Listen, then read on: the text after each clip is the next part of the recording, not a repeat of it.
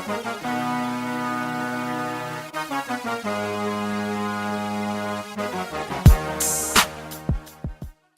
hello, hello, and thank you for pulling up today. I hope you're well, and we also wanted to, I know that you all are making it a great new year. If you're out there right now, we're still in winter. We're in the middle of what I call Black History Month. I don't know when you'll be hearing this, but we want to make sure that we celebrate those that are not just in the past, but you're also here right now making history, right? Mm-hmm. And so that's what the show is all about. It's about pulling up and talking to people and having conversations about things that are going to stimulate you there. And that was the concept behind this. So this thing started with me working out, being funny on social media, talking about pulling up and showing people the illustrations of different things that you have to pass by in order for you to pull up. And what would happen is that people would come to me and say, man, I pulled up today. So the pull up is about preparation. The pull-up is about us recognizing what we're capable of, because I think that everybody wants to be the best part of themselves. So that's what this is all about. We try to ask people to come in and pull up and have conversations, and hopefully it stimulates you. Because as I talk about Black history, we're all doing it every day. And that's why we want to highlight people that are what we would call normal people, but they're doing extraordinary things. So are they normal, or are they all extraordinary? With that said, I have the awesome opportunity today to talk to friends of mine, but they're doing extraordinary things. Felicia and Dennis Johnson are friends of mine here in Fort Wayne. But when I tell people is we're talking to people in communities, but they're doing big things no matter where they're at. You got 4 children that are doing outstanding. You got Jaleesa, you got Dennis, Michaela, Kobe here. We're going to be talking about what she's doing in terms of being a state champion gymnast, but also a state qualifying athlete in 3 sports, including gymnastics. And so we're going to talk about that because this gymnastics thing was just huge. But Jaleesa is an attorney in 4 different states. Yes, sir. 4 different states. Yes. And Dennis is a business student, but now is going to be playing some professional football or doing some things of that nature. And Michaela is at Spelman, doing big things as well. So with that being said, hello. Hello. How are we today? Real good, real good. After a great message in church today, feeling real good. Awesome, and that's what it's all about. So today I'm glad you guys pulled up and took a minute for us to make this happen. Mm-hmm. But that says a lot about you all and the busy things, and I just appreciate you all sharing your story today. So we're just going to have a conversation and talk about your family, you all, and your approach to doing this thing. Because as I said, there are people out there that are, even when it comes to parenthood, they're trying to figure it out, right? Mm-hmm. But you have this awesome athlete here. This is how I began to really start to understand what you all were doing. Kobe. Yeah. She is a Indiana champion gymnast, and that is awesome, right? Yes. And I think that is outstanding because we don't see a lot of images, particularly in the Midwest, of Black girls doing that. So to take that on was a bit of a challenge, I bet. And so I want to talk to you guys about that. I want to hear from you, Kobe. So Kobe, what does it feel like? I mean, when did you start gymnastics and being interested in those things? Well, I started gymnastics when I was 3, but I started competing around 6, pretty sure. So I've been competing since I was 6. Okay. So why gymnastics? Well, I mean, she put me into gymnastics. Right. But I just stayed with it because I liked it. It was fun. It just gave me ways to run all my energy out, because I went from when I started competing, we started going 4 hours a day, 4 days a week. So at the age of 6, we started competing. You're doing that 4 hours a day. Yes. It's a pull-up moment. 6 years old, not complaining. And as Kobe says, she really started to want to do that. Started when she was 3, so obviously you have to do that. So you're competing 4 hours a day. Did you complain? Was it? Absolutely. But she told me I was going to be there, so. Okay. it was like, yes, it's always days I don't want to go. It's just for like, you're there for 4 hours, and sometimes in the summer we would be there 8 hours a day from 8 a.m. to 8 p.m. So it was just like, I did not want to be there. So there was no vacation Bible study in the summer. It was Correct. gymnastics, right? In the summer. Wow. She would get her 4th of July break. Probably that 2 was weeks it. is the only break you get the whole year. Okay. Dennis and Felicia, talk about that. Why gymnastics? I noticed early on when we were growing up with all 4 of them in the home, Kobe was the last child, and she took forever just to grow. She was always a little tiny, itty bitty something. And I would say probably at the age of 1 or 2, Kobe was flipping all over the house, teaching herself how to do backflips, 3 years of age, and she would go out on the trampoline. She actually excelled past her second oldest sister, Michaela. They both were in gymnastics, and Kobe would try to migrate over to the more advanced group of students that were with her sister Michaela, and then finally we just realized this is where she needs to be. And just seeing her being active at Southside, she would always go to my son's games. She was a little miniature cheerleader that they added to the team. Okay. So everywhere we went, she was just flipping all over the place. People were giving her dollars just to see her flip. So we knew right then and there, this is the sport for her. But I think also just seeing just a handful of black young ladies that look like us that did gymnastics, like Dominique Dowles and Gabby. I think Gabby was at that time, Gabby Douglas, and then came Simone Biles. So I think she continued to look up to them, and I just continued to let her know that, hey, you have to stay the course. Courage. And so we're going to talk about you all as parents in terms of that kind of courage, but for you, to talking about some of the things that you were doing, you could have very easily said, which is what most of us do, I'm just going to do cheerleading. Yes. You said, why not just do cheerleading? Why did you decide that I'm going to pick this up and do gymnastics now and be more serious about it and personalize it? Well, I tried cheerleading. Okay. And I did all-star cheer for a year, but it just wasn't like I did it while I was doing gymnastics. It just wasn't the same. And I had all my people on my team. They're my friends, and I'm still on the same team as them. So it's just like I preferred gymnastics over it.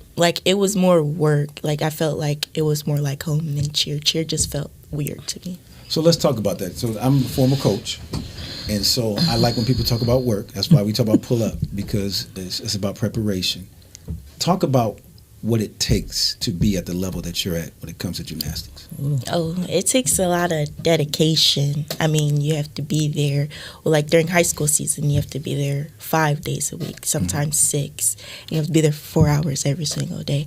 So it's just it takes a lot of dedication, and you have to have passion. If you don't have passion, you're just not going to want to do anything. So it's a pull-up moment. This is a junior in high school that talks about passion.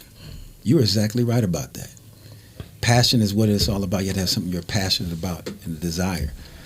So where do you, because part of what you do, as I understand it, because I could never do it, by the way.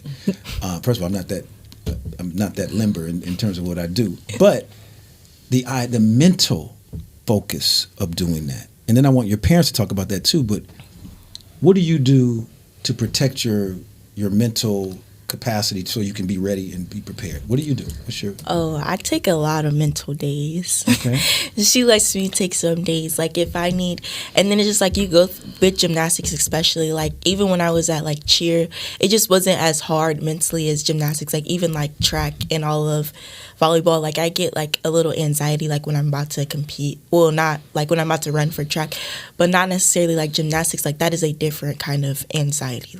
It's actually when you're competing, it's one-on-one and you're by yourself. So there's nobody there to help you besides your coaches, but they're not the ones out there competing for you. So it's just you have to literally be strong. You literally have to be mentally strong. If you're not, it's not going to work for you. Right. So yeah. So what would you do? So what? And I don't want to give out no secrets, right? But how serious is that? And I'll ask your parents that too, because that's a lot. And so you have to be protected. Yeah. This is serious. But there are people that move, as you all know, just like for tennis. people move in different areas of the country to be away from their family so they can focus and compete. So how do you all do that? How do you all do that to protect her from doing that? From so you can be focused? Oh, so I just know like my coaches play like a huge role into it. Like if I'm like everybody has mental blocks, everybody has like, and like they're a real thing, and it's actually like really terrifying when you have a mental block. But you just have to like, it's your coaches. Like your coaches literally have to push you, or it's never gonna work. Like they tell us like we cry at the gym like all the time, and she's like, okay, go to the bathroom, and we go to the bathroom for like 30 minutes, then we come back and we have to do it. Like she tells us if you don't do it, like you're not gonna ever do it. So we have to keep doing it, and every day we have to like rack up how many times we do it. So like our fear is just gone, and like there's no mental blocks or anything with your mental. So when you say coaches, so obviously you have a lot. You have your high school coaches. Well, so my high school coach and my club coach is the same person. Oh, wow, now that's She had the opportunity to grow up from Summit Gymnastics under the Nix family, so it's a family-ran gymnastics school, and those coaches also coach at Bishop DeWinger High School. So she attends that high school, so she had the opportunity to be coached through the club as well as the high school all in one. good. Yeah. Good. So you two talk about, because what Kobe's talking about is the in-season coaching, but you all have to be intentional too. You have to protect that. And you all are athletes yourself, or you have other kids that are athletes. So what's different about coaching a gymnast in terms of protecting their focus? What do you have to do for that? Oh, it's totally different. I'm gonna be honest. No background when it comes to gymnastics as a black female. We were growing up, we couldn't afford that. So it was something I just put her in. I still don't know a lot of the terms when it comes to gymnastics. She's trying to teach me. Her coaches do a great job teaching me. And I also join groups through social media that's titled Black Gymnastics Parents in Black Gymnastics, and try to follow them to understand it. There's a lot of resources out there in those groups that I'm part of that help me to understand what do I need to provide for Kobe to make sure she's successful, because it's very challenging. There's a lot of unknowns on my end. And yes, I didn't start experiencing the unknowns until she entered into high school. She was doing club as on top of high school. Club is more important than high school, but she did both. And then she had a meltdown her freshman year. And I didn't know how to deal with that as a black parent, a black female parent. And I said, hey, is it something I need to do to make sure that your needs are met or to help you? I would talk to the coaches consistently, very supportive coaches. Rose Nix and her daughter Andy, amazing. They always had pointers for me, but it's not talked about in our community when it comes to therapy as well. But she was able to, she's a strong young lady. She's stronger than where I was when I was in sports. Sure. Something I've never seen before. And she, not just going to a school that's predominantly white, she's done great with that, trying to balance that on top of being the only black female on the gymnastics team. So I think she realized, oh, this is tougher than what I thought, but she was able to pull herself through. And then here comes the next year. I think the following year she had started to understand the transitions to high school versus when she was just a middle school, high school, and club. And I think sophomore year went pretty well. She had her ups and downs, but the good outweighed the bad, as we know. And then this year has been very challenging as well, because she had a hiccup with her injury. And I do know that that's been a rocky road for us, the mental piece of it. So we actually have a nutritionist as well as a mental health specialist that she's starting to meet with virtually. And then I always make sure I'm communicating with her. I'm learning to just lead with being that more supportive parent, that more with grace and more speaking without the yelling, speaking with just being so gentle with her, that gentle parenting, somewhat, not all there, but somewhat, to where checking in on her. Are you okay? Sure. I can tell when my daughter's not okay. I can tell when she's walking out the gym, she's crying or she shuts down. So I check on her. I stay prayed up. I'll be honest, that's some of the mental we use. Give it to God. I talk to my girlfriends, talk to the community. But most importantly, I'm making sure I communicate with my husband, let him know, because she normally just comes to me, depends on me. But then I would say that the coaches have been very supportive. And then we just registered her, like I stated previously, that she sees a mental therapist every month because it's not getting easier. It gets tougher the higher you go up in gymnastics. That's what of course I knew you too, but when I saw what she was doing, what I recognized immediately, Dennis, as a father, was I was just looking at the work that was behind it. Yeah, you were doing great, Kobe, but I'm like, there's a lot of work that goes behind it. Yes, and what sir. you just described, that's a lot. Yes. So Dennis, as a father, man, I mean, I know you coached athletics and stuff like that. So how does that work as a father of a gymnast with all those challenges in terms of what were some of the things that you had to do as a father to support Kobe? Well, first of all, I'm a glorified carpool father.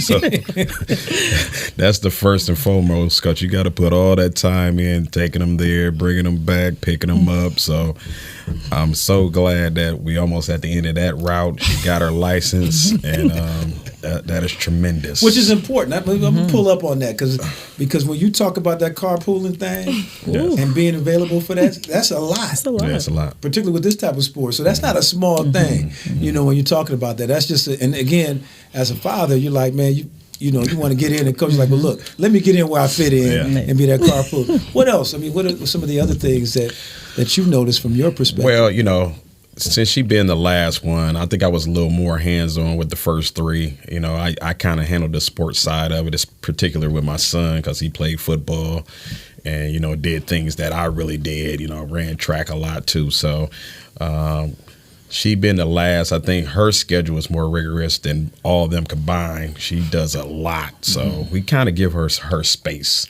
So I think it's more or less giving her space, check in with her.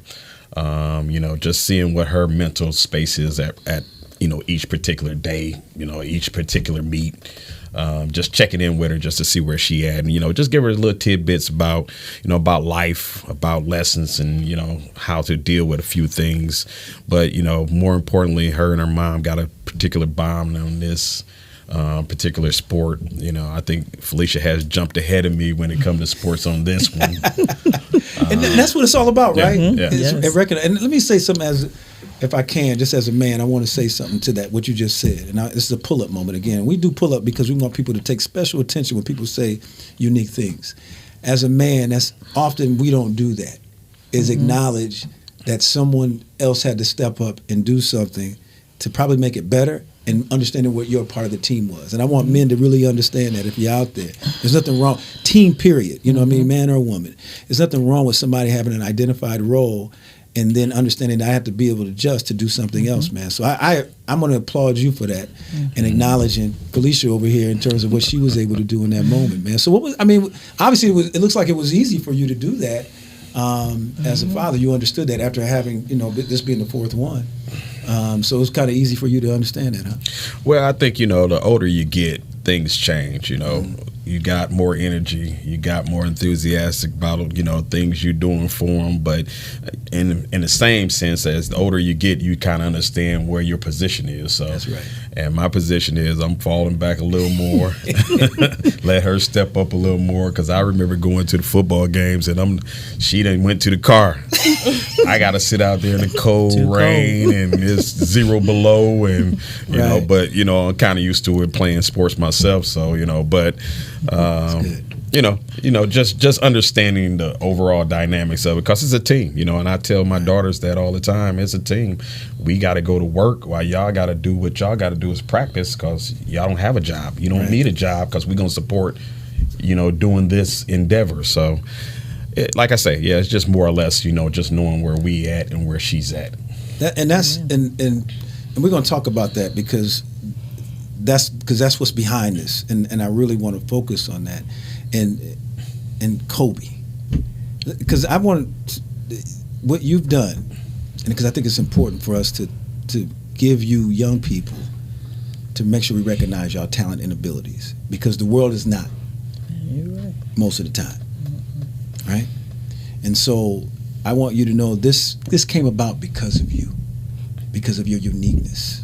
Okay? Do you recognize that? Are you how because I know you're confident. She came right in here, y'all. I'm gonna tell you, she came right in here.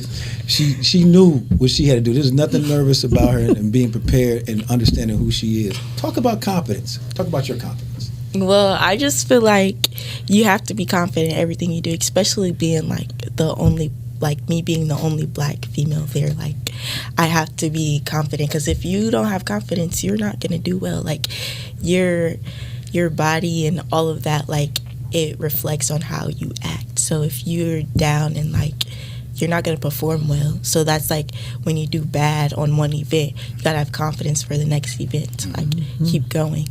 So let's back up a little bit. In gymnastics, what is your specialty? Because there's plenty of things. What's your specialty? Vault and floor. Okay. All right. So you're not. So talk about that. What's the vault and floor? What is that?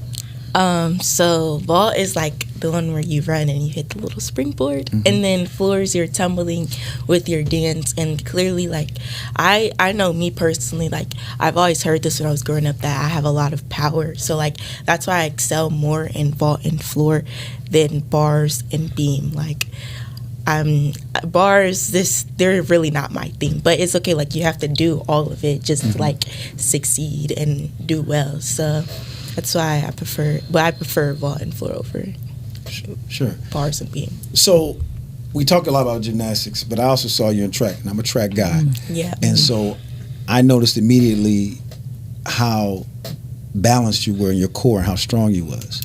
I mean, you're talking about somebody that comes out clearly in the middle of the season, not in track shape. By the time you're in track shape, it's state. True. And you're still one of the premier runners in the area. And that says a lot. This is a very competitive city when it comes to that. So is that a lot of mental when it comes to that track, that you just believe in yourself? Is that what that's about? Well, it's also my track coaches too. Okay. Like, I know my freshman year, I was terrified. Like, I thought I was gonna go out there and get walked and just be dusted and be in the back. And I would be like, oh, like, that was literally like, that still is my biggest fear. But it's like my coaches, like, they used to always let me know, like, you're not slow. Like, they're always Right. like my coach, he's always like, oh, you have to go out there and like when you're at the start line, you have to tell yourself that you're gonna win this race. And that always like helps me. Like, now I don't need their help really. Like, I just know what I'm Get that doing. confidence. See? Yeah, I got I that love confidence. it. I love it. I love it. So it's like when I'm at the start line, like, everybody, you know, they be talking stuff to other people, but it's like nobody says anything to me. So Because your resume. yeah, I You just come in there. You know what I mean? I just know, like, I don't speak to nobody. I just Stay focused. stay focused. Right. Now, right now, we should say you're coming off of an injury at the last part of the injury, so you haven't been able to compete this year like you wanted to in gymnastics. Not but- in gymnastics, but she did finish. She was able to compete in volleyball. Okay. And volleyball Yes. went well. Yeah, we got state runner-ups. What I like about Kobe is, and it says a lot again about the family, is you're really about team. You've mentioned coach 3 times in this conversation. That's a pull-up moment out there for y'all young athletes, or even if you're out there working professionally, right? There are people network of people that you have to do, and you have to listen to people that are mentoring and those type of things. So the fact Amen. that you talk about the team, you talk about coaches, those things are important. What does Kobe want to do when she grow up? I want to be a plastic surgeon. Listen But I to also want to, like, do, I don't know which sport, but I want to do one sport in college. Okay, now let's talk about that. I wasn't gonna bring that up, but I saw y'all over the summer, and y'all was in LA, and I'm following you. I see it. Now, I saw you raising up one school, and I know that y'all was there for some stuff, but I know that you was there for some other stuff too, because I know how y'all get out. You're a junior. You know, when we were all juniors, they was asking us, what schools were you looking at? What schools are you considering right now? Would you like to be at? And it's going to change. I know that because mine's changed like 10 times. It changes all the time. Okay. Give me your top 3. My top 3, I don't really have one, but I know, like, gymnastics. My top 3 is probably University of Michigan or I don't really know. Really, like, it's whichever. Like, I just feel like, well, my dad always tells me whichever one got the biggest, like, the highest offers where I'm gonna go. So I don't really, like, I just have, like, schools that I would like to go to. Like, I would like to go to University of Michigan. I'd like to go somewhere hot. Like, Okay, you want to not be dealing with climate. this yes, mess? Yeah, yes, I understand want to that. go to I wish Fisk still had theirs because I would love to go to Fisk and then like Wilberforce. Wow. But for track, Miami, Okay. Miami, or I want to go to Florida, University of Florida, or Are you? yeah, see, IU is cold. I don't really know. Probably somewhere in California. Okay. Well, good. And you don't have to know that right now. Yeah. And that's why I was reluctant to ask the question. But the one thing I want to say as we wrap up about you, keep dreaming. The one thing I like about you, including that last answer, is that you don't really know, but you have all these different things that are important to you, right?